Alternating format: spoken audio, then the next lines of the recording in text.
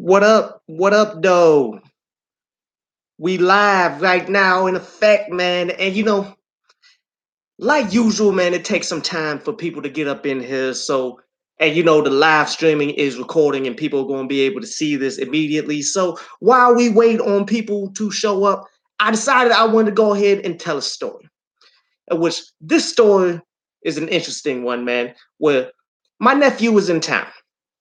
So my nephew, he loves McDonald's fries just like any other kid likes McDonald's fries and all of that, man. So am I going to take him to McDonald's? Nah.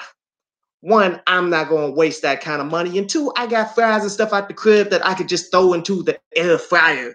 And based off of that, man, it's all good. And if you don't have an air fryer, man, that's one thing that I recommend to anybody because that joint be clutch at like 3, 4 o'clock in the morning when I get done with these performances and all of that stuff, dude. I just throw some fries, some chicken, all of that stuff in there for like 15 minutes and it comes out crispy and well done. I love all that joint. But back to the point. The point is, I let my nephew go ahead and eat these fries that I cooked up out the air fryer, and he liked them. He sat up tearing them up, enjoying them. And then he sat up and looked at me like, hey, you didn't go to McDonald's. How did you get these fries? I'm like, nah, it's not from McDonald's, but it's good though, right? And it was in that moment where he completely flipped the script. When it's like, I don't even like these joints. These are nasty now. I'm like, but you just said you enjoyed these fries, my nephew, for the person who just came in. Like, you're gonna have to rewatch the whole excuse me. You're gonna have to rewatch this whole thing, man, because I'm giving a story while people are coming in. But my nephew said he didn't like the fries after he already told me that he liked it, and he said he didn't like it because it's not McDonald's fries. And that I wanted to lay hands on him right then and there for wasting my time, but I sat down and realized that he kicked me with some real truth right there. This is the reality of everybody in life right now. You feel me? Because people are nothing. People are nothing more than grown little kids. Because people just want to have the name brand. People are chasing after this at all times. You dig? It's not so much the quality of what they're eating, the quality of what they're consuming. They want the name brand that's attached to it so they can have the notoriety that can somewhat go with it. And that goes for anything from clothing to shoes to overall music. And that's the main thing I definitely wanted to touch on right there because see, you can let a whole bunch of people listen to underground rappers and such. You feel me? Like, you can sit up and play some of the dopest underground music for people, but yet, when you find out that it's all underground music that they're listening to, then they get turned off immediately. It's not so much that it's great music that you should listen to and all that. It's more of this ain't nobody who's popping, and we only want to listen to people who are popping. And that's very annoying with society as we see it right now because the purpose of music is to enjoy it. The purpose of music is to listen to something, to actually break down lyricism, to listen to the beat, to listen to everything and find your own likeness out of it. It's something that can tune into your life. But yet, sadly, it's become more of a popularity contest. People only care about the stuff that everybody else is saying that you need to go ahead and listen to. People only care about this type of stuff. You feel me? And that's what's really annoying with today's day and age, man. And it kind of goes back to there's a video that came out in 1954 where it's a bunch of white people trying to teach each other how to sell stuff to the Negro. That's really what it's called. It's called How to Sell to the Negro. You can look it up on YouTube and all that is out there. But they pretty much break it down like this.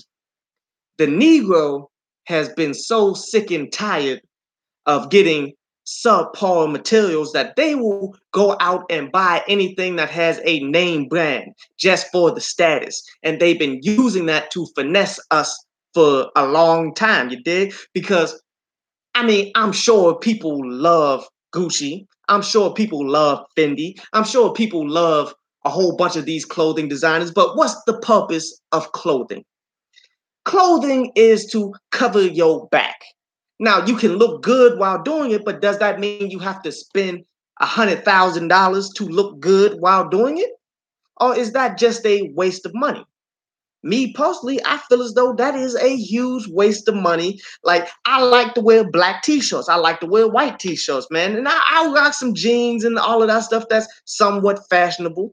But at the end of the day, man, what's right for me is not necessarily spending all of this money in order to look somewhat fly that everybody else says you need to be fly with. Like, I can be fly because I got the attitude and I know how to talk to people and I like to go out and have fun and all of that stuff, you did?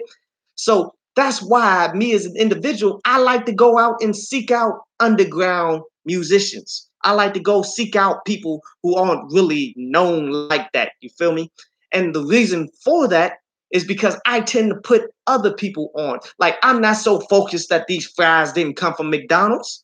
If they good, I'ma rock with it. And if I rock with it, I'm gonna put other people on with it. And we need more people to be like that instead of being the common type of individual, like I guess my nephew is, because he's common with all of these other kids who's stuck on, I have to have McDonald's fries. I can't have nothing else. And now we got some people up in here, man. I'm hoping that you guys peep that monologue. If you didn't, you can run it back because you know these joints save and it's going to be on. Uh, these joints save and they're going to be on the channel and such, man. But we got 4 people watching, man. Say what's up. I ain't seeing nobody up in the chat room right now, but that may be my fault because I didn't X off this thing. But yeah, man, we got a pretty good show for you today, man. Well, if you seeing the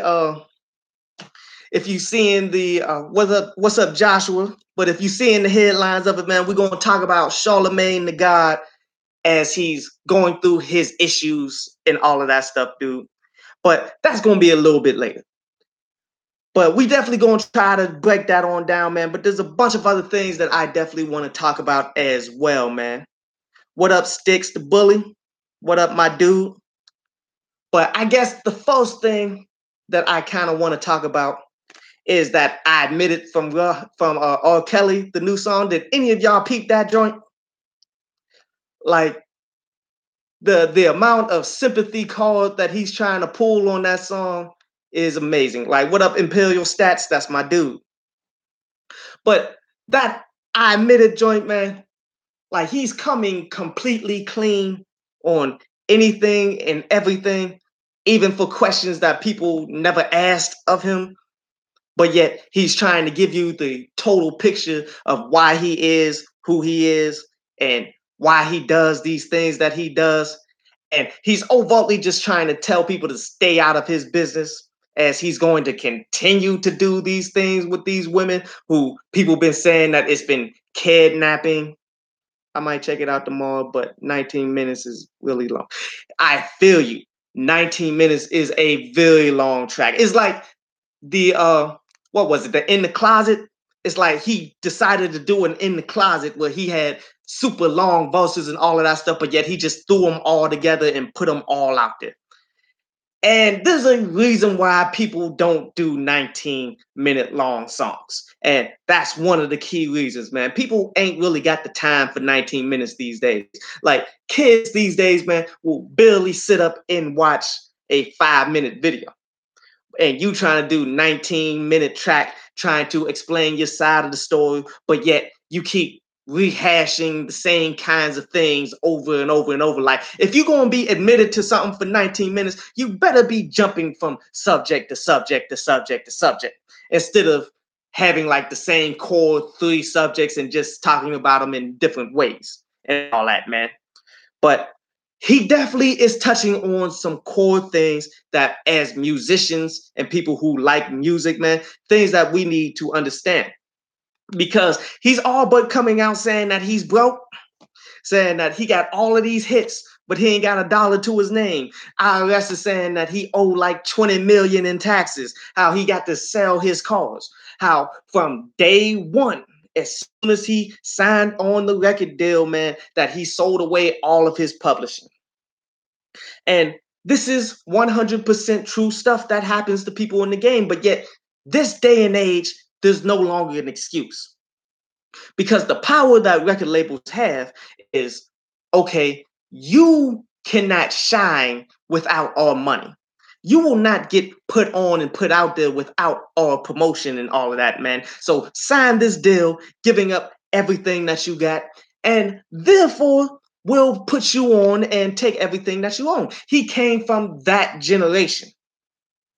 Now, this current generation, you have no excuse because they even getting worse with these deals. The 360 deal, man, where they taking 360 degrees of everything that you do. Say, as a musician, you get put on through the record labels, but yet through that notoriety that you got, say you spin off and do a fashion line, say you spin off and do a TV show or something. These labels will get a percentage of that too. That's what the 360 deal is all about. Now, that's not what would happen with R. Kelly and such from back in the day. Like R. Kelly should have been spun off and did something, but it's really his fault that he's sticking to music, man, and not trying to be about his business. But at the end of the day, for this generation that ain't messed up like he's messed up, you dig, you don't need record labels no more. Like everything that the record labels can do, you can do online. Booking a show in order to go ahead and get some money. You can do that online. Like you gotta build your notoriety first. You gotta have a certain amount of people within that individual city that you're trying to do a show at. But yet, you can do all of this from scratch. I've been watching it because that's why I like to do and help out my homies who's doing events and all that. Like I wanted to see exactly how they do the events, how they promote this stuff, how they get put on and such, how they fill up all of these houses when we go to Atlanta, we go to Miami, we go to Raleigh, we stay in Charlotte, and we jump from bunch of venues and stuff here in Charlotte, man. And we do pretty well. In fact, on Sunday, we had a brunch here in Charlotte. It was called Jerk Chicken and Waffles. That joint had like 300 people, but yet, like, it was a brunch from 12 to 5. It was killing it. But so I wanted to sit up and learn how they did these things. And now I know. Like the amount of promotion and stuff that they did, it's not that much. Like they use YouTube ads, I mean, not YouTube, Facebook ads and stuff to go directly, but yet it's more word of mouth. It's more of just being out there, being seen and building up your brand and just being around the people that you want to attract and then bringing them into your own stuff, man, and doing it for years. And once it bubbles up, then you go ahead and find your own success. Anybody can do this, whether it's doing a show, or whether it's actually building a rap career. But back, but back to the point here, man. If you see how these people are doing it, building these shows and all of that, it's the same thing as building notoriety. So you don't need a record label to do that. You just need pressure and time and a plan. And you don't need a ton of money. You just need to know exactly who it is you're trying to reach out to and be able to sell to them. So therefore, you got no excuse to be a broke legend as he's claiming to be, man. He's saying he got all of these hits and he really ain't got a dollar to his name. And that's why he's pretty much going to be on tour to the day that he dies. And that's how most MCs in hip hop from the earlier ages and stuff like that's why they still out there touring. You think Lil Kim really should be out there touring and she put on all of this weight and she bleached her skin all the way 100% you did? Do you think she really wants to be out there touring like this? Nah. She ain't got it like that no more. She ain't got that paper, but she can't retire because if she did and gave up this tour money, she would have nothing left. But this generation, you guys need to be way smarter than this. Like, you build your notoriety with the rap game, and you realize this ain't forever. Let me build my side businesses on it, man. Let me go ahead and sell this clothing. Let me go ahead and do my streaming on my own accord without the name and all of that stuff, man. Let people know who I am so I can bring in other streams of so you can bring in other streams of revenue and such. You did? Like, all of this is super important for your long term because being in the rap game is not forever. Even a guy like R. Kelly, who's made all of these hits, he just is realizing that it's not forever and that he's getting jacked up in the game as he continues to confess to things. But the main thing I guess most people are going to point at is him dealing with these women who some are super underage and saying that dude is kidnapping, but yet he's breaking it down like, okay, the fathers are bringing them to the show and making them get put on. And one thing Tariq Nasheed said today on his podcast, man, said, just because somebody sell crack to you don't mean you have to smoke it. And I feel that 100%. Like, bruh, you are going above and beyond, and he's being unapologetic about it too, saying he has done nothing wrong about any of this, and he's going to continue to do this. Like, you're gonna have to separate his music from his personal life because it's not the same thing. Like, bruh, you wrong, and you saying you're not trying to be wrong. Like, he's wrong, but he's never going to admit to it. He feels as though it's legal for him to do such a thing when it's honestly not. And when these women are complaining and all this stuff, dude, and they get forced upon you from the fathers and stuff, dude, that is not a good look on anybody. But just because there's multiple wrongs doesn't mean you right in it.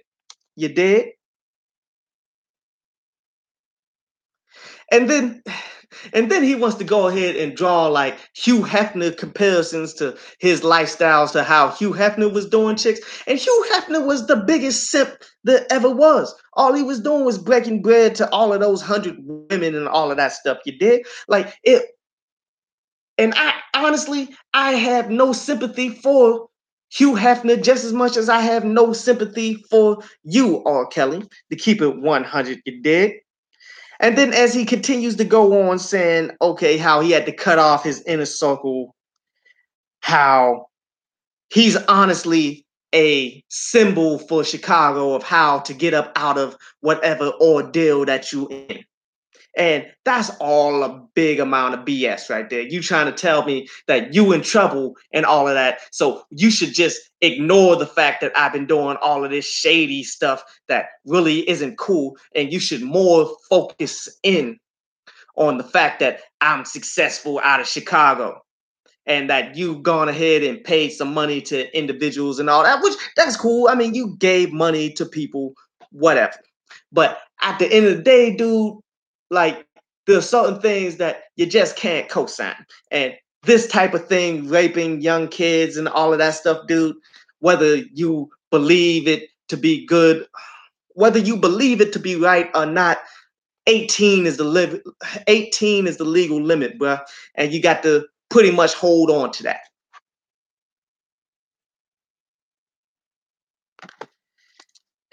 But overall, man, that song, 19 minutes long, the production was rather smooth. I'm not going to deny it all like that, but it really didn't go anywhere until the very end when it started to go into like a bridge to the ending.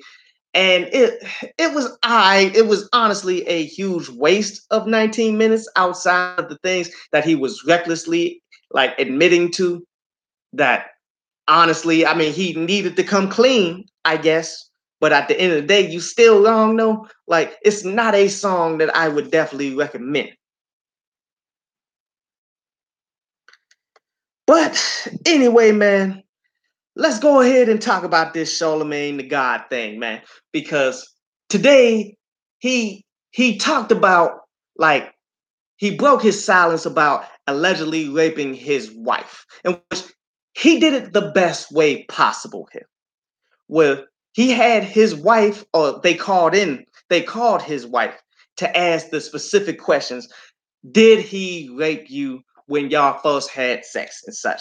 And she broke it down the best way possible. She's like, look, you are so stupid the way that you talk about these things, that you need to put things in proper context. And that is one key thing about Charlamagne that's the double-edged blade, because like he's hilarious when it comes to these things that he does, and he's raw and uncut, which that's all cool in the game, but there's a fine line.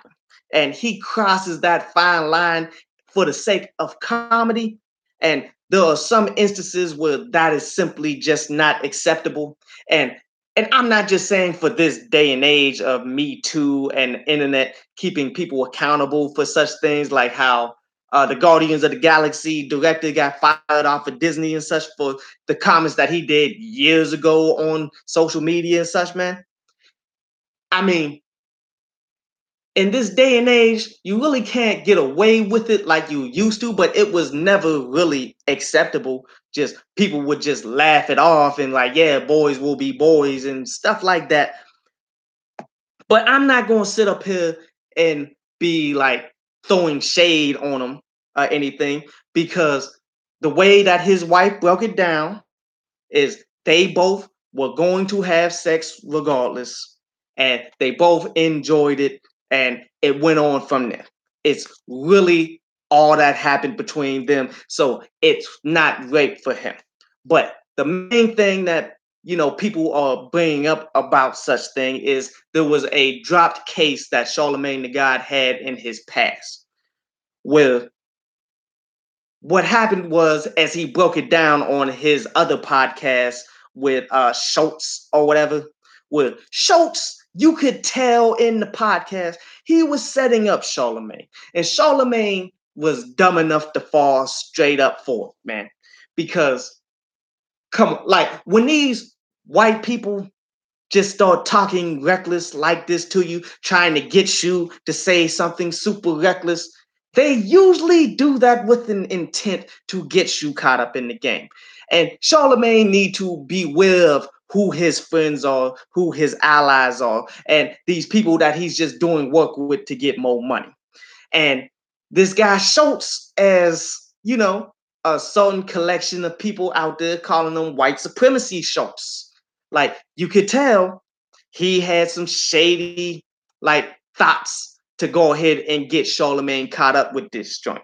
But so this court case that Charlamagne, it's not even about Charlamagne. Like this court case that he had was dismissed a long time ago. Now consider this: a black man in South Carolina accused of raping an underage white woman is dismissed of all charges under the grounds of she was not a cooperative witness and things just didn't pan out. Do you know how often that happens? You know how many black men have gone to jail over false charges that white women had put on them, that get out like 25 years later, that lose like NFL endorsements and all of this stuff? This is a common occurrence. But yet, for a black man to get straight up dismissed, that never happens.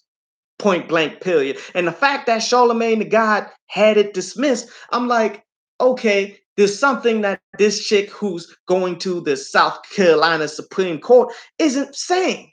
There's something about this that doesn't add up. You feel me? Because Charlamagne, if there was any hint of impropriety here, then he would have gone to jail in South Carolina. I can all but confirm that joint. Like he wasn't big and popular like they tried to do Bill Cosby and say that, oh, he was so big and popular that nobody would do anything about it and he just made it through on rape culture and all that. Nah, not Charlamagne. Charlamagne wasn't that big, one. And two, that's all nonsense. Like, it doesn't matter how big you are, no matter what time period you are as a black man in America, you'll go down for dealing with a white woman, just like they did Emmett Till. Okay? So, with that being said, I really have my doubts about her case, but yet her case isn't about Charlamagne no more. It's about the district attorneys and all of that stuff for not doing their job for the cases. That she believes they should have defended her heavily while she was just in shock that things that badly happened to her and all that, which could be true to a degree, but I'm not really buying it, to keep it 100. Uh,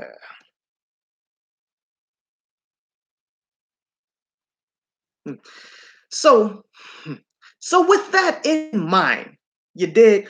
I said it off the first podcast that I had that I needed to see all of the details before I can judge and say anything about Charlamagne and his case and anything like that.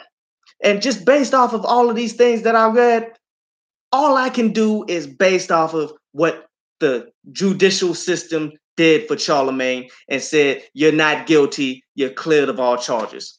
Just like how in Florida, the white dude who was calling people the N-word in front of the stores who got pushed down, and when he got pushed down, he pulled out the gun and shot and killed the black guy. They had the sheriff come out and say specifically, well, this is exactly the stand your ground law, so we're not going to bring up any charges. So if that guy is not guilty and America's trying to say, okay, you need to get over it because this guy, it's the law, stand your ground and all of this, then if Charlamagne is given a not guilty, then I'm a rock with Charlamagne being not guilty. I'm never going to co-sign drugging anybody, as he said in his podcast, that he went and bought the drugs straight out the store, and like it's the gray area because they designed it to be able to go straight into a drink. Now, he never said if he told this woman that he's putting it in the drink, if he did it in front of her, if it was something that they agreed upon to do, which that may be a part of this. But at the end of the day, the way Schultz set him up, he was pretty much just trying to say that there's gray areas, and he went through a gray area in his life, and he got dismissed on all charges. And you kind of got to go along with his word if he got dismissed of all charges. So for all the people trying to say you're canceling Charlamagne and he's defining what he did with this woman, which is the exact definition of rape and all of that, like you're not looking into the entire picture. You're not seeing everything that's being said because nobody will know everything. Nobody will ever know the entire picture. You had to be there, and there's only but a few people that was actually there.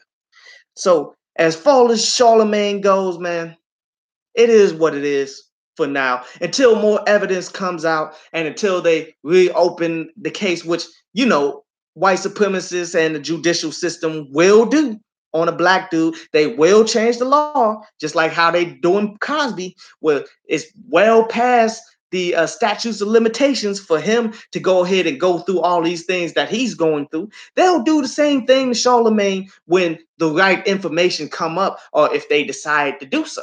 So until they do so and we get more information, then, I'm not going to slander this guy's name because he does a bunch of good things and his shows are pretty good. I mean, yes, Charlamagne is somewhat of a coon. You can tell this throughout everything that he does. I'm not riding with him 100%, but yet until you show me that he's guilty, I'm assuming that he's innocent based off of the court of law ruling. That's all that I'm saying right here. You feel me?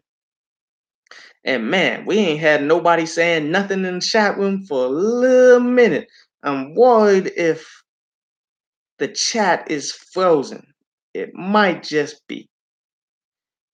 But it is what it is. It is what it is, bro.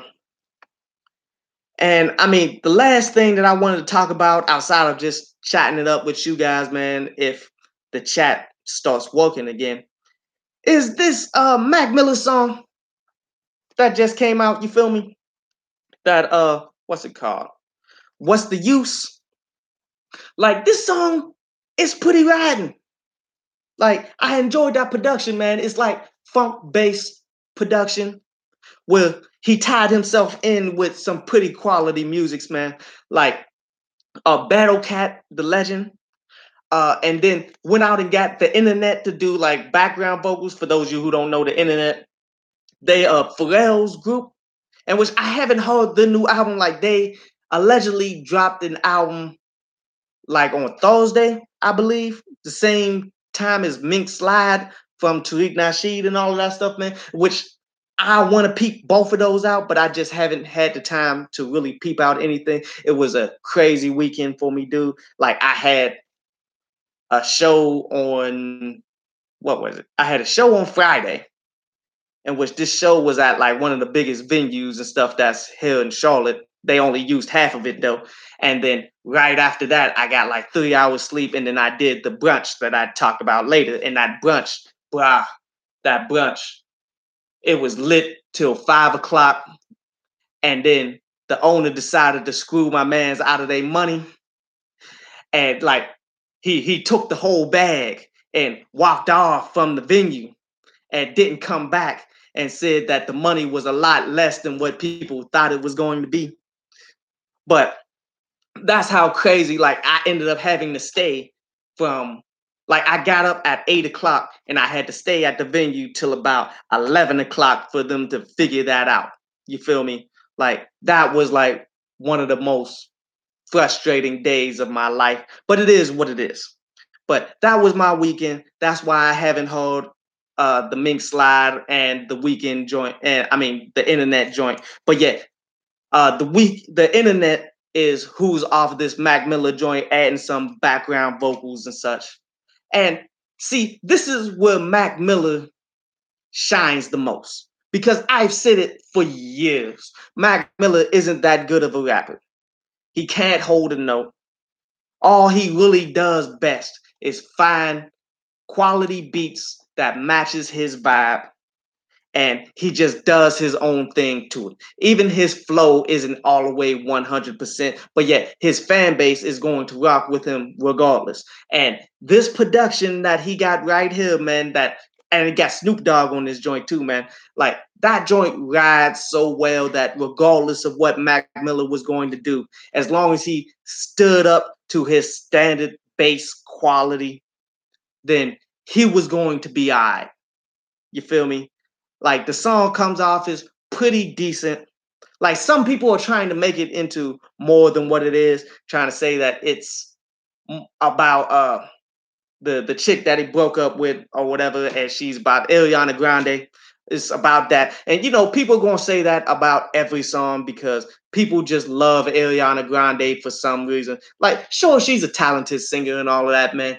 But as a person, she's done some things in her past that make you look sideways at her.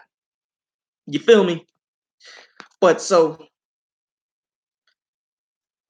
it's not really about that at all. Like, it's really not about much, to keep it 100. It's really just a pretty good vibe that's worth listen.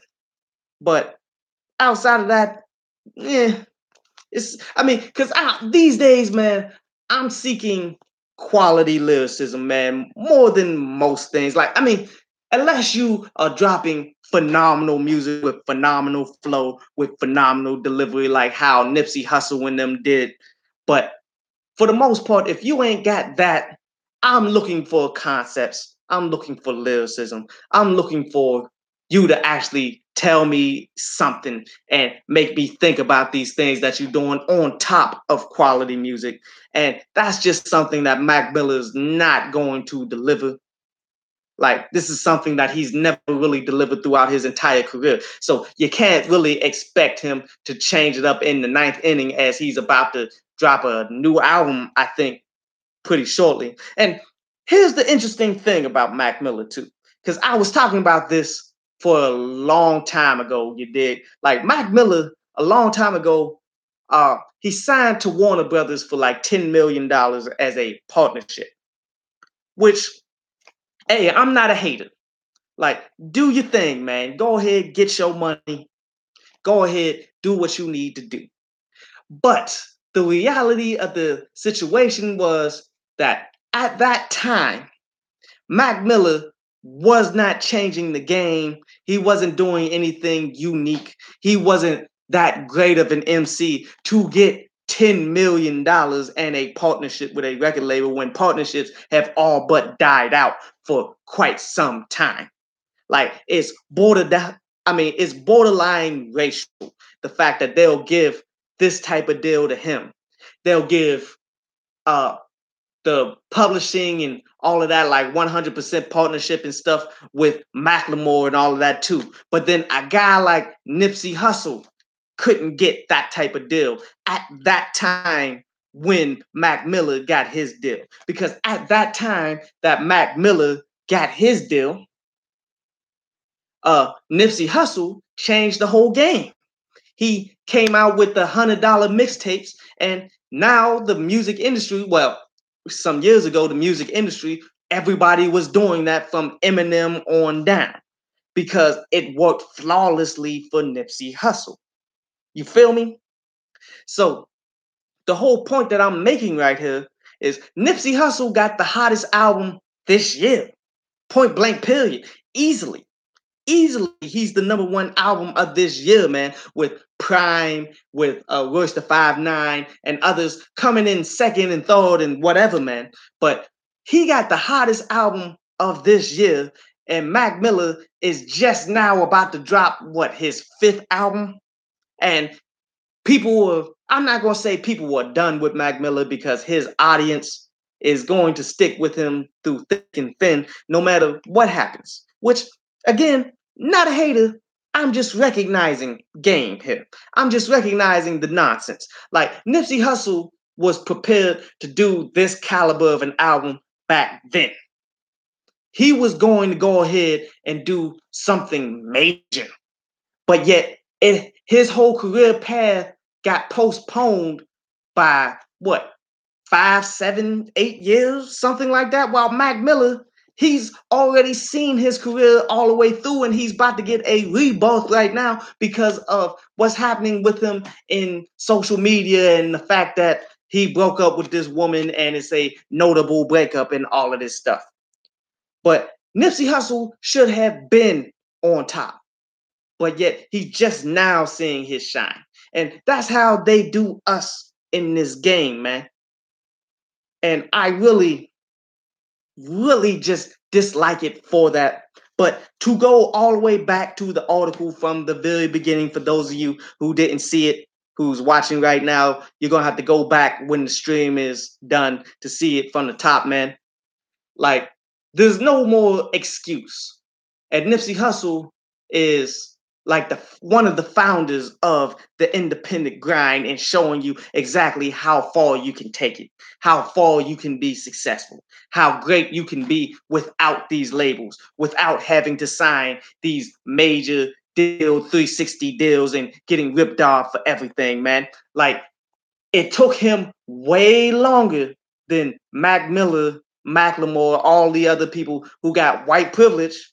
And that ain't just me saying that. Macklemore said that.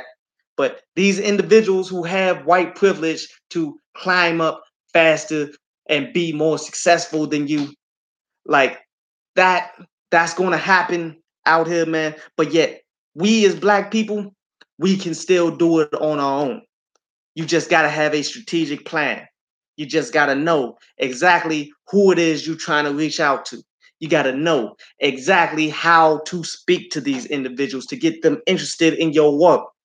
And then from there, have them get sent directly to your work.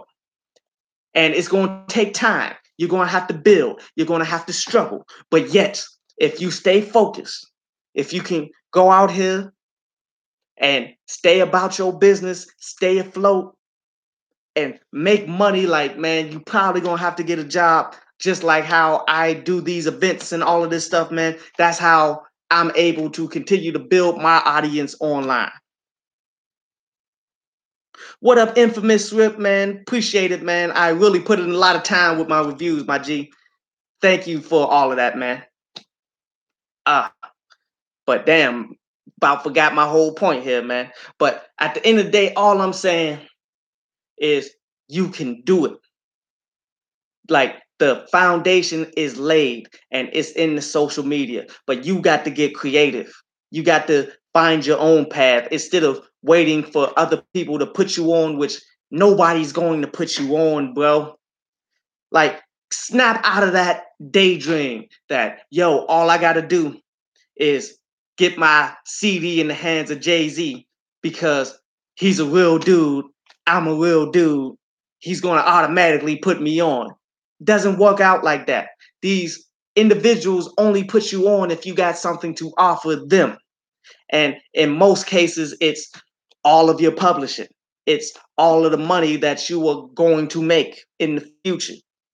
And all they can offer you is the cosign to put you in a position so that people will see you. But yet your success is still going to be on your shoulders. So if it all still falls on your shoulders, what do you need them for? I mean, you could pay these dudes to go ahead and shout you out. You could pay these dudes to put you on track and all that because people are going to listen to their music. And when they listen to their music, they'll become like open to what you got to do if you are quality enough. Like that's one thing that J. Cole did. Like with J. Cole getting put on the Blueprint, was it 3? Like that opened up so many doors for him that Wale, which you know J. Cole and Wale had beef and such, Wale didn't have that kind of opportunity. But yet Wale pretty much got crapped on by Interscope in all of this as he went too. But yet he still fought his way through to being notable to the point that Maybach Music put him on, and he wasn't completely self-made or anything like that, man. But yet he fought his way through without the heavy cosigns to get the heavy cosigns. So what I'm saying is, man, you got the opportunity out here. Don't waste it.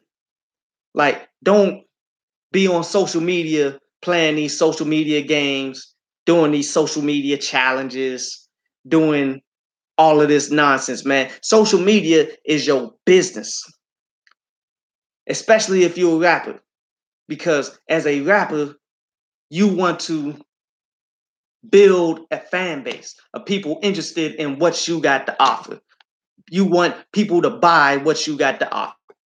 Social media is a means to find these people, to introduce them to you, to provide the store for them to buy it. And you don't need Apple Music. You don't need Spotify. You don't need SoundCloud. You don't need none of these joints to do it. But yet it is way more convenient to be in the places that all of these people are at. So I ain't knocking you for using the devices and staying on top of technology. Stay on whose neck? Southside player. But what's up, Southside player? But that's all I'm saying, man. You got the ability to succeed. The only person that's really slowing you up, man, is you. And I'm not on no old, hey, you gotta pull yourself up by your bootstraps nonsense. Nah.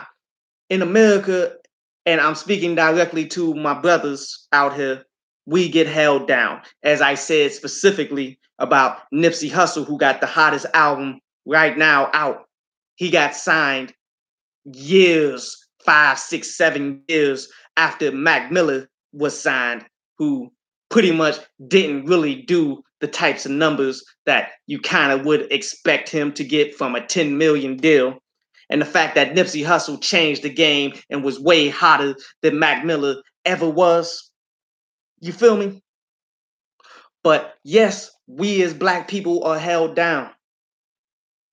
But, you know, you can't let that stop you, dude. Like, it's depressing. It's difficult.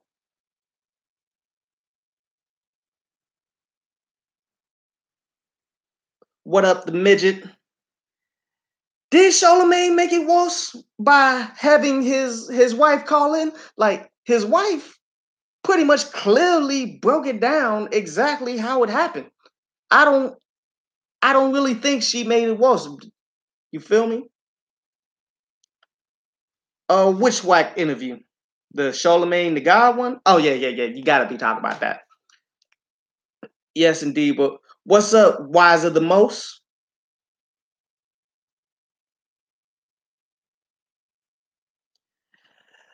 Yes, yeah, Charlamagne.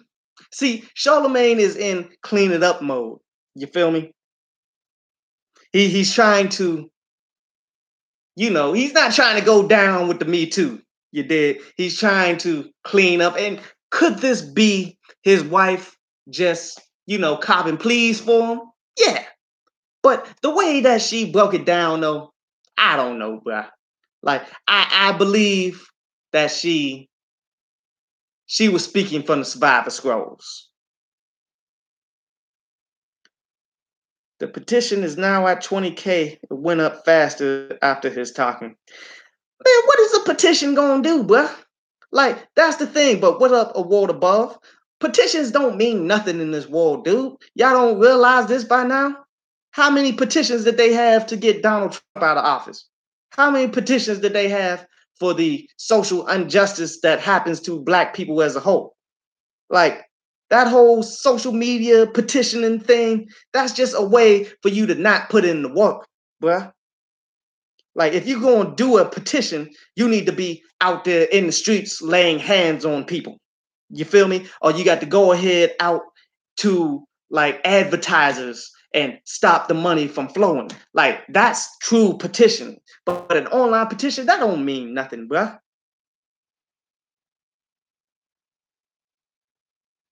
What up, Isaiah?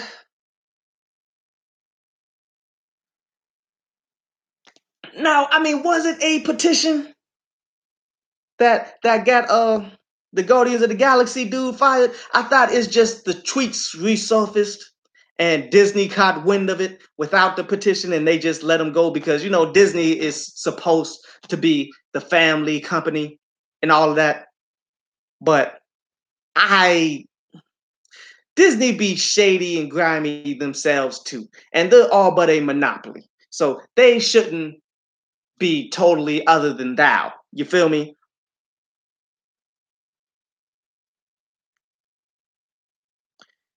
See, you gotta read the whole story, brother. Charlemagne's accuser is going to the South Carolina Supreme Court, in which it's not even targeted to Charlamagne. Charlamagne was cleared of all charges. Now she's pretty much going because she feels as though the prosecutor didn't do his job.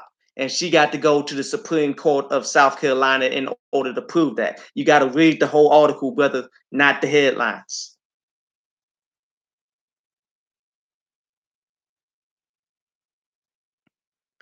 What up for soul, man? And does it mean something that a petition happens? I'm telling you, man, no, it does not mean anything. Like, bruh, you could talk about it all you want, but people in power are the people who make the decisions of whether people get fired or not, whether the money gets pulled or not. Like, petitions make people look bad. That's the maximum that it does. But if people don't care, then so be it. Like, should people really care? Because, Charlamagne the God is a raunchy individual. He's always been raunchy. He's always been cutting edge. They knew what they was getting when they paid him to come and do the show, which is the most popular show on radio right now. So a petition ain't gonna stop that money from flowing. Page 6. HBO is now investigating Charlamagne based on the petition. Okay. What HBO got to do? What, he got a show on HBO?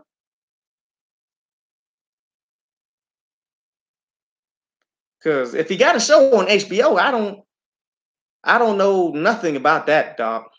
I know he got a bunch of different podcasts, and HBO don't own the radio.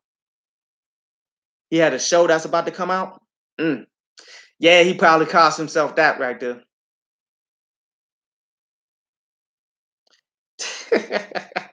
What up, the time 12?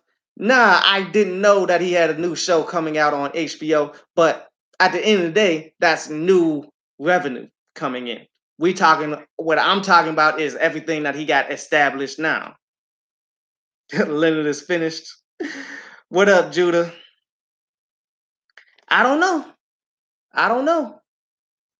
Like, how much of this is completely different than what y'all act like Charlamagne the God haven't said and done some truly vicious stuff.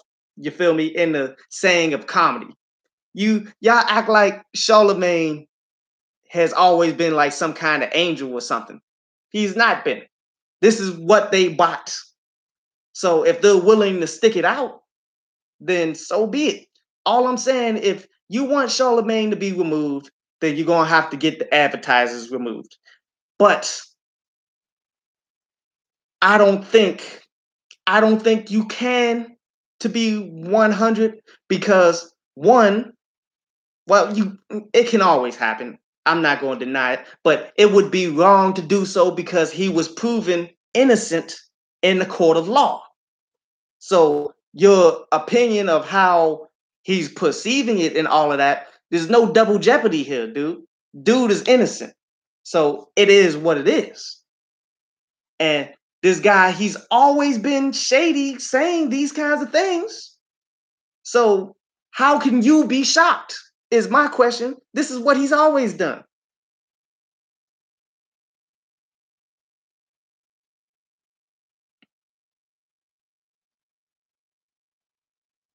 Yeah, Isaiah. That's exactly what I heard. It was the alt right dude that brought back out these tweets because he saved it. He saved it for a specific time in order to get gun fired off of something. You feel me? And it is what it is. Like, honestly, I do not care because like everybody is trying to cop plea for James Gunn and all of that for Guardians of the Galaxy because you like the movies, maybe too, people saying that he's a really good guy and all of that stuff, dude. But I don't rock with the left or the right wing. Like, as somebody, I forget who said it, man. Like the left wing of like they call themselves liberals and all that, and the right wing and all of that stuff, conservatives, they're all different wings on the same boat. It's all against my people. So when James Gunn gets caught up for these things that he's saying that's super insensitive, just because he's a left winger and he does good movies and all that, I could care less, bro. Like, it is what it is. Like, all you guys can go down for all I care. Like, I'm trying to focus on me and my people so we can build up and make quality music and build our own empires and be successful outside of the masses and all of that stuff, dude. So all of these people that's going down, I'm just sitting back watching. Like, that's messed up. Shouldn't have said that one, bruh. You got caught up in the game. That ain't on me. I ain't finna come over here and try to save you. I ain't got nothing to say about it.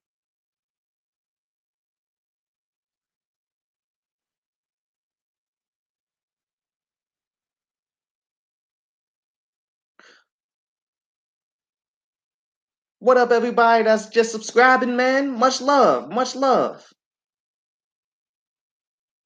But that's the thing, man. Y'all got to realize about America, dude. Like, in see these old right conservatives, Trump supporters, and all of that, and then the left, where a lot of people want to claim Bill Maher is on the left and all that, even though he votes Republican. Don't mistake that. But all these people that's liberals and all of this stuff, dude, like all they do, the only separation between them is the ideas on how to control black people. And you can tell this based on all of these people that are getting in trouble and such, man, because all of these super racist white people saying the N word and getting beat up out there right now, those are your right wingers who are so empowered by Trump in all of this that they feel bold enough to go out there and say anything to anybody. But yet, all of these white people out here that's calling the police on you for cooking out, for selling water, for doing pretty much just living, being black, and all of that stuff. These bold individuals, those are your left wingers right there. Like they both are going for the same goal, eradication of black people, but yet they're just going about it in separate ways. So therefore, how can I ever care about a James Gunn getting fired off of Guardians of the Galaxy, bruh?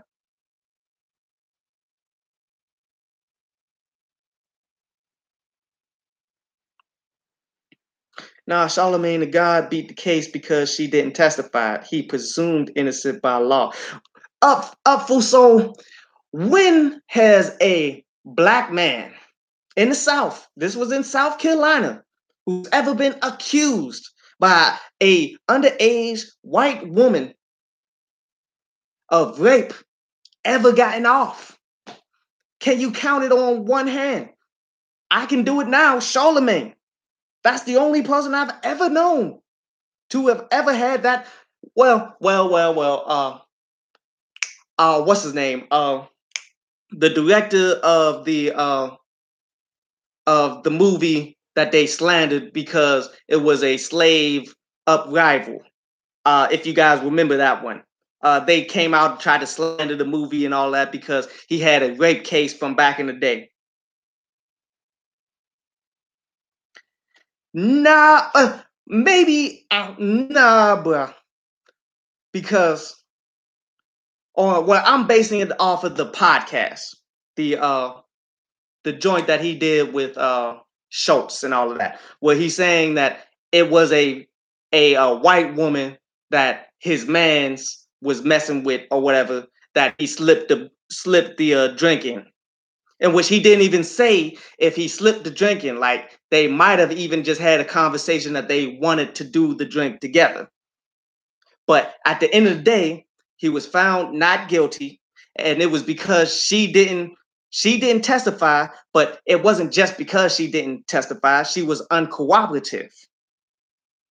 So at the end of the day, I mean, I feel as though you innocent until proven guilty.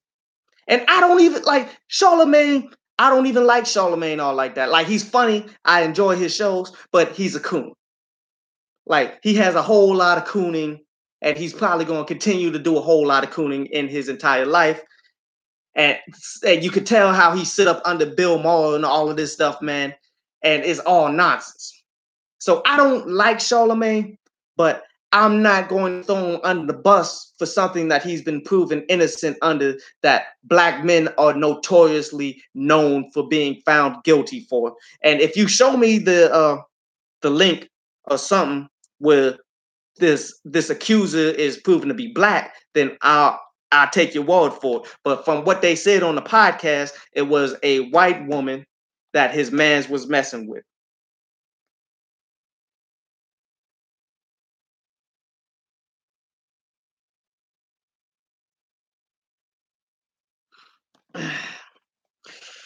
But at the end of the day, man, I'm telling you, man, I don't care too much for Charlamagne. She's a sister. That's why he ain't been Me Too. She was uncooperative because her mom stopped her from testifying to protect her. She was 15, man.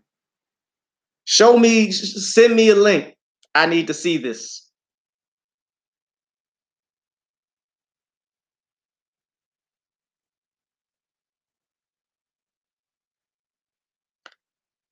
And I mean, and you guys do touch on a very good point too, because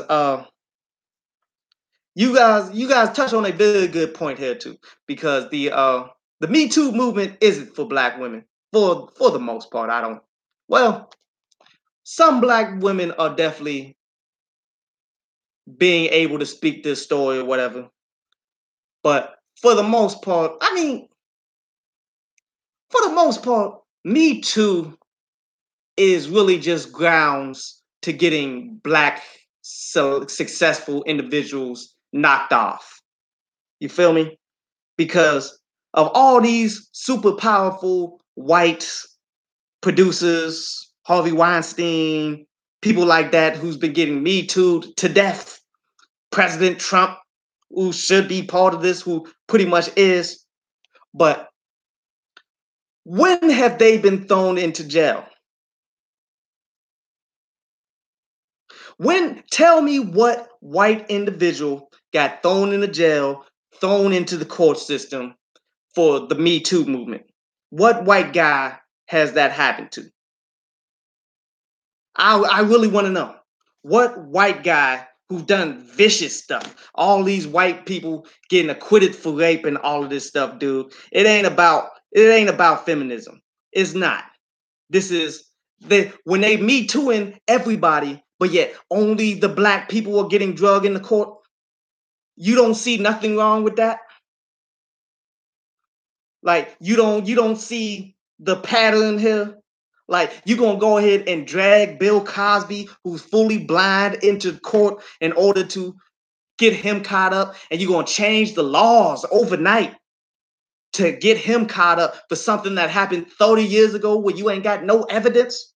You telling me you gonna do that, but you got all the evidence in the world for recent things with Harvey Weinstein, consistent things, a trend of savagery that he's done throughout his entire career. All these white women coming out against Harvey Weinstein. Where's his court case? What up, Southside player? Where's Harvey Weinstein's court case? How long has it been? Why is it only black people are the ones who's getting thrown on the bus legally for Me Too? It is. It is, Sean.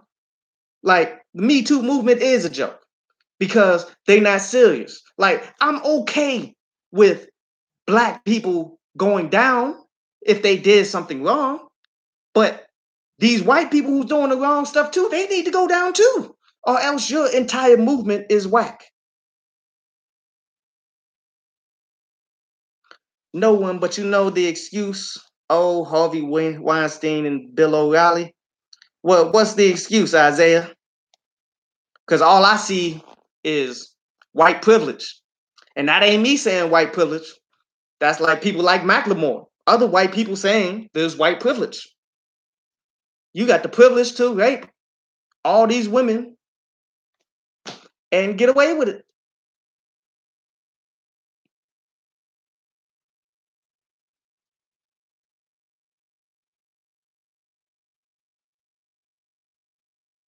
But you know, it is what it is, man.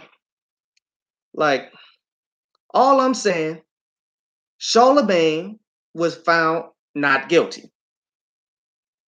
And if you aren't up in arms about the black man that was just murdered in Florida, as the police came in and said, oh, well, this is stand your ground laws 101, then you got to rock with Charlamagne. On this, at least, you got to rock with him, not like rock with him, but you got to just say, you know what? You were not guilty of this. I still don't like you, but I'm not going to hold a non-guilty against you. When the slut walk has gone popular, feminism hasn't been taken seriously. See, you guys got to understand feminism. Feminism, much like Me Too, isn't for black people. Feminism is for white women. Like, and they was talking about this all over social media a while ago, man. Like, white women are the only ones who benefit from feminism. And they'll only trot out a few black women to be in the front of the march so that you could be like, oh, this goes along with the struggle that black people had to go to in order to be free, which is BS, 100% BS. The black struggle is way harsher than feminism will ever be. And it's twice as difficult for black women. And I love my black women. And some women don't take in accountability their own mistakes. I don't fuck with Charlamagne, no. I feel you, Sean. I don't fuck with Charlamagne myself. But let's be real. Like this woman who was 15 at the time had ample time to come out and do something. And I mean, sure, her parents may have slowed up the progress and all of that, man. Which that's messed up if that is true. That is completely messed up if that is true, dude. And that black families need to get up off of that. You dig? Like, if you gonna tell your daughter to, like, if I have a daughter, which knock on wood, if I have a daughter and something like that happens to her, I'm gonna take it to the streets first. You feel me? Like, it's not like if I tell my daughter, nah, don't even worry about it. You ain't even got to do that. I'ma take care of it. But her parents sold her completely down the river, if that's true. In which we kind of need to hear her parents' side of the story now, don't we? So there's more information out there that needs to be had. But the things that's proven for a fact, not guilty. Check on Hollywood Life. She don't even have weave. She has natural dreads. I can't post links. HollywoodLife.com. All right, I'm gonna peep that. But not during the show though. I'm gonna peep it though. But now that you fuck it, I'll peep it. Hollywood Life. Nah. I'm not going. I'm not going to research some shit while we doing this. But okay. But at the end of the day, still. Okay. So a black man may have gotten away with rape in South Carolina. That still don't even sound right. On the real, black men and black women get treated crappy each other. So any opportunity that they have to throw another black man down, they'll take it. Something obviously didn't smell right about this. And the state of South Carolina let them go. So, I mean, am I saying, you should like Charlamagne? No, of course not. I don't like Charlamagne. Well, her moms need to hold that. Ted Cruz looking weak, joining the Me Too movement. Yes. Yes. Bruh. What is all the muscles for, bruh? Like, why do you work out? So, like, that's one thing that I see all the time, man. Like, some of these biggest muscle bound 6'5" dudes, like, you gonna allow yourself to get molested by some white dude because he got some power? For real? Like, what kind of energy was you giving off to make somebody even come at you like that? One. Two, why didn't you lay them out? Like, is any job worth that? Ted Cruz nuts for sale.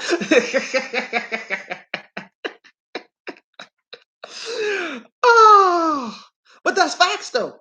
That's facts. Like, and I've seen it because I was my cousins was in town like the last week, man, and she wanted to watch this. It reminded me of like the real world or whatever from back in the day where they just throw a bunch of people together and make them live in a certain place or whatever. And every single dude that was in there, what was it? Georgia Bama or something like that. Atlanta Bama, some kind of show like that. Like my cousin, she loves to watch this type of nonsense, and I'll watch it with her. But so every single last one of those dudes that's in that show, super muscle bound and all of that stuff, man, they just walk out to walk out. But in every episode, like every one of those dudes broke down into tears, bro. I'm like, man, come on, dude. Like, why? Like, and I'm not saying that a guy can't be in touch with a sensitive side or whatever, but you can't be crying on every episode on live TV for weeks. You feel me? Courts get it wrong all the time. Yes, courts get it wrong all the time. But for some reason, as black people, we get the brunt end of the court system every time. we go to jail for 10 times longer for the same crimes as white people, still to this day and age. Like when the crack epidemic hit, all the fiends was getting locked up for long, prolonged points of time. Now that you got these pills, no, it's not pills, it's heroin pretty much came back with the epidemic. These people aren't considered criminals. They're not going to jail. So overtly, the system has been rigged against us from the jump. So for a black man to get to somewhat to be vindicated of such a thing, it's kind of something that you see. Like you gotta kind of realize, okay, something wasn't right about this case to a heavy degree that they go ahead and let that chick go.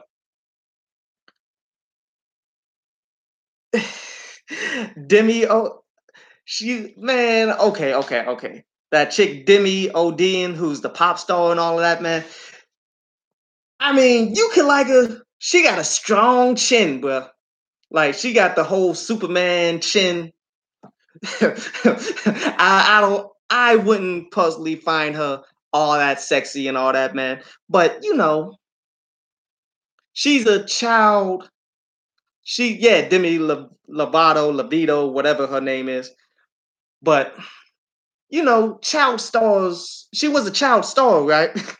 No, hey, I'm dead ass serious.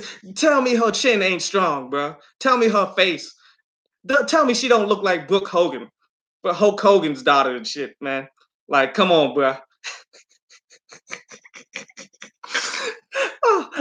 I'm just saying. I mean, all I'm saying is white people be ODing all the time, man. Like, and I mean, she's a star and all of that, man. So it's not shocking to me. It is what it is. I'm just saying that I wouldn't date her. Maybe smash if I had like a plastic bag to put over her head or something, man, but that would kill her. So I ain't trying to be a murderer. I'm telling you, bro. Like, see, and the thing is, her album cover, they know how to hide that chin. Like how they have her like posted in different angles and stuff. Like, but yet when she be out there taking pictures for publicity, oh, there ain't no hiding that chin, bro.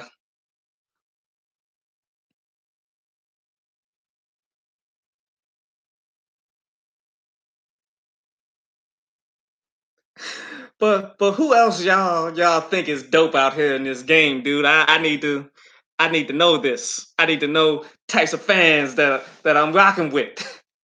Cause I mean, I tell you something like a bunch of these new R&B chicks, a lot of them are pretty dope. Like who? Georgia Smith.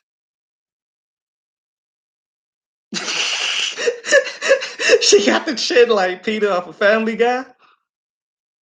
Uh, uh, I mean, but heroin is the drug of choice now, man. Like you realize they brought it back on themselves when they decided to do the prescription pills. Like when prescription pills started popping, Percocets and all that, that ain't nothing but a variation of heroin. And that was all for them. And when they realized, okay, heroin gives the same high for less the cost, and the government cracked down on all the Percocets and all of the pills and all of that stuff, dude, then that's where they all went to. So it's not shocking at all that most of these stars, most of these white people are out here on heroin. It's just like how it wasn't shocking for a lot of black people in the 90s to be on crack. Because just like society again put it on us. It was the government that put crack on us.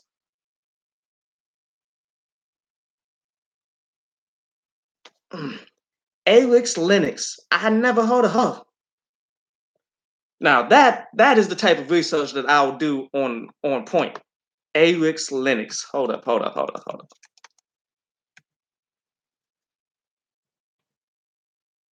Let me see. Hmm. Hold up. All right. She got the natural thing going right now. Now, okay, it begins to look a little too smoked out at times. And then, she does have a bit of a look that, yeah, I only really smash white guys. But that's just me making assumptions. I could be wrong there. But she kind of cute though. Wait a minute. That picture right there, that looks like she got some sister friends. She got a little bit of a body too. Little now, a body ain't phenomenal, but she in shape though. She is saying, oh, she signed to Dreamville. All right, she cool. All right, I'm gonna have to peep out some of her stuff. Like, is she a good singer? Well, see, it's J. Cole. When J. Cole puts people on, it's usually because they have something in similar musically to what he does. So my assumption is she does some super dry R&B. I could be wrong, but that's all that J. Cole really puts on is super dry hip hop. And now that he's going into singing, it could be super dry singing too. Did she like drop like a mixtape or an album recently?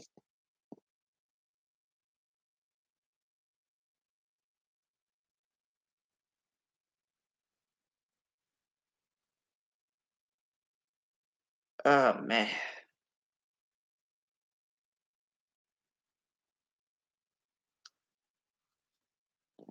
Like I mean, honestly, just by the way that she looks,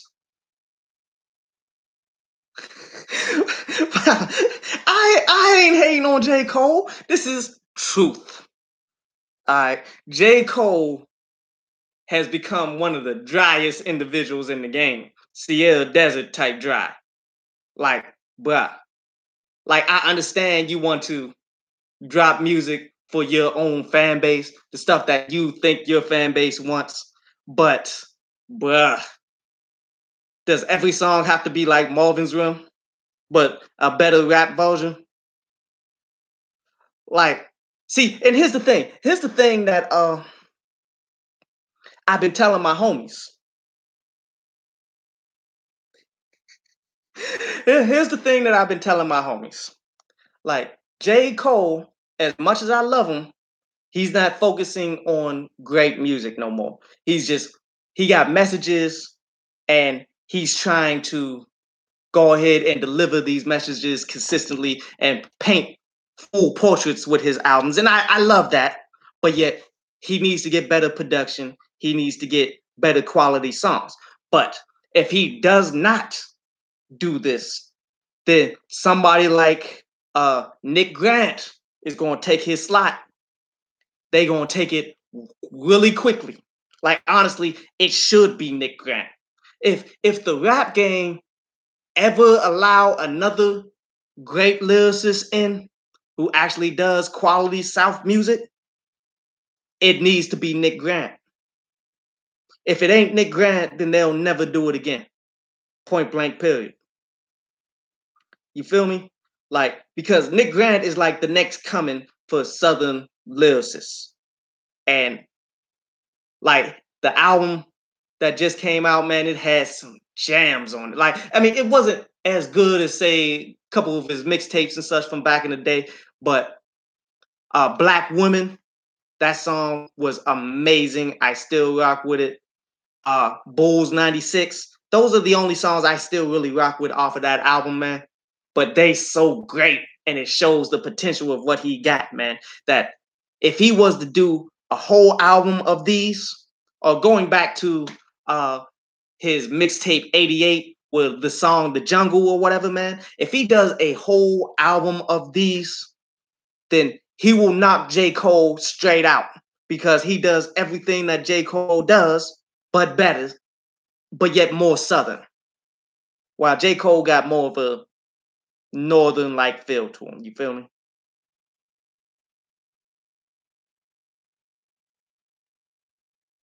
Yes, dreaming. Yeah, that's the name of it. Dreaming out loud. Top 15 is a reach, though. You feel me? Like, because there's only two songs off of it that I really, really love.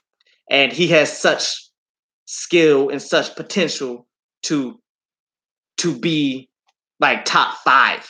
But the thing about it though is he's such a lyrical individual that every ball that he's dropping, it all means something. And you might not catch it now, but you'll catch it like the third or fourth or fifth time that you listen to it. You feel me? Like it's like Nick Grant, I'm telling you, mark my words. I've been saying it since 88 came out the mixtape. Even before 88, actually. But Nick Grant is the future if the rap game would allow that to happen. But that brings me back to the fact that we can't be relying on the music industry to tell us what's good music, man. Because Nick Grant can be the future musically all he wants. If they're not going to promote him, if they're going to promote him the wrong ways, they're going to keep on making him do. Well, I mean, it may not be them making him do it because he does have an affectionation for. Excuse me. He definitely Nick Grant definitely does love jazz music, and the way that he utilizes jazz music in his albums and songs and stuff, it doesn't quite pan out yet. I don't think anybody has found the correct way to use jazz music in hip hop yet. And it's understandable because it's a different tempo. Like hip hop is 4/4 timing for the most part. Jazz, man, jazz just do jazz. Like sometimes when you're listening to jazz, it's what the player is not doing that makes it interesting. How jazz musicians will just go on a riff, go completely off beat and not care. But everybody feels it because this is him expressing himself. Now, I mean, Sean, see, my thing is, man, I don't think anybody has made a super polished hip hop and jazz combination that honestly can be considered as greatness. And I already know what you're going to say. That To Pimp a Butterfly, that was hip hop and jazz and a whole bunch of other genres from funk and stuff like that, man. And I mean, everybody's going to have their own opinion on that. I've been saying it for years. I wasn't big on To Pimp a Butterfly. And I already opened up the can of worms and such, man. I'm sure a lot of people loved To Pimp a Butterfly. It wasn't for me. And real talk, the jazz hip hop collab, like the way he pieced together jazz, hip hop, and funk and blues and all of these together, man. It was creative. It was thought provoking. It was interesting, but it wasn't hot though.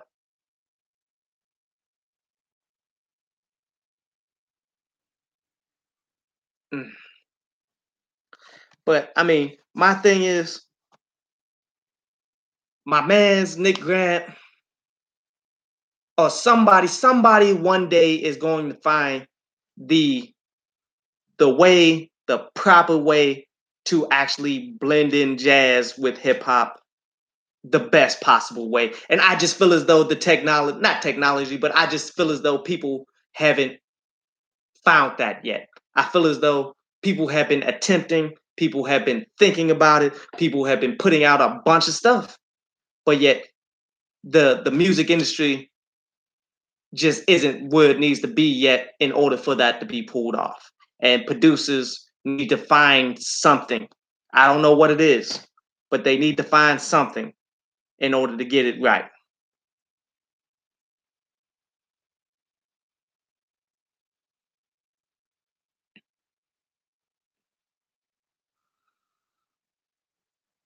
Oh man.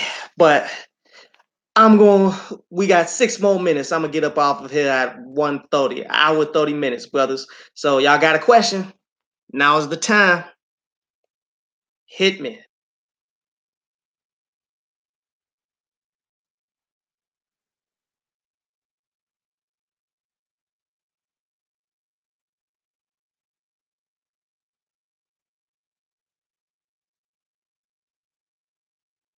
See, y'all ain't even saying nothing. Y'all ain't even saying nothing. I hate dead air, brother. I really do. Uh, uh, Old school albums that you think are overrated. Now, this is going to be. Now, people may hate me for saying this, okay? But honestly, the vast majority of albums from the 80s, you feel me, are overrated. And I mean, I understand it's different time periods. You feel me? Like my uncles, they the ones who listened to hip hop in the 80s. Like, yeah, this is hip hop in its purest form, and this is how it always meant to be. But yet, hip hop has continued to progress. It's continued to become more fierce. Like lyricists have gotten so much better. The whole craft of beat making has gotten so much better. Like to the point that all the old school stuff is become super dated to the point that like it's difficult for me to listen. Like, cause when I drive to Pittsburgh usually with a family member. I might be with my moms, I might be with my uncles, I don't know. But they always want to play some Slick Rick the Ruler, in which I understand these songs, these albums laid the foundation for music to being what it is today. And I got nothing but respect for the old school. As long as y'all ain't on no coon stuff, man, I got love for you. Nothing but love and respect. But when you look at it musically, it is simply not as entertaining as the great MCs of this generation. Not even the great MCs, the good MCs of this generation is 1,000 times better than what they were back in that day. Now, that could be because, the craft just wasn't evolving yet. Like you needed more battles for experience. You needed the game to get more savage and all of this stuff for it to get to that point. But for what it is, man, when you go bar for bar, beat for beat, song for song, the whole 80s era of old school rap, as much as these old heads, my uncles and stuff like that, fathers and stuff out there will die by how great this music and stuff was. If you can sit up and logically compare it to stuff, man, it wasn't that great. And I got respect for older stuff. You feel me? Like I love the new age musicians and all of that.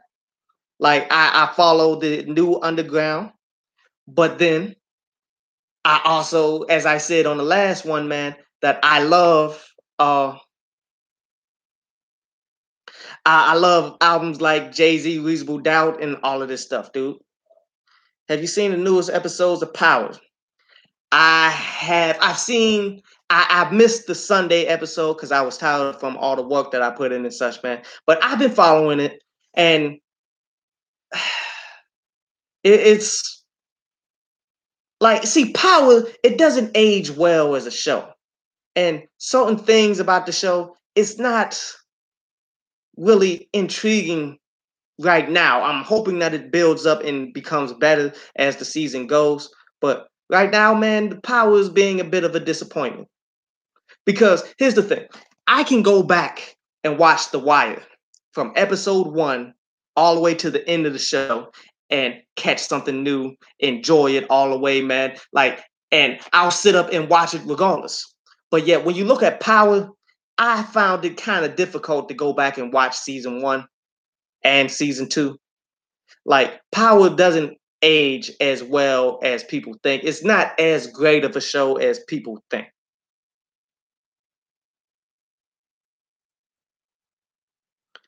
What's up with the platforms? What's up with these women taking platforms like Shade Room so seriously, man? Women love to gossip. Well, guys love to gossip too, but at the end of the day, man, they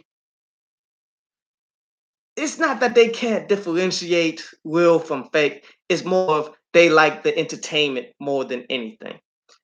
Women love to stay in the moment, stay in the beef, stay in the argumentative type stuff. You feel me? So spots like the Shade Room to even media takeout, which people clown media takeout now, but at a point in time, women were taking media takeout seriously too, even though they were clowns from the jump.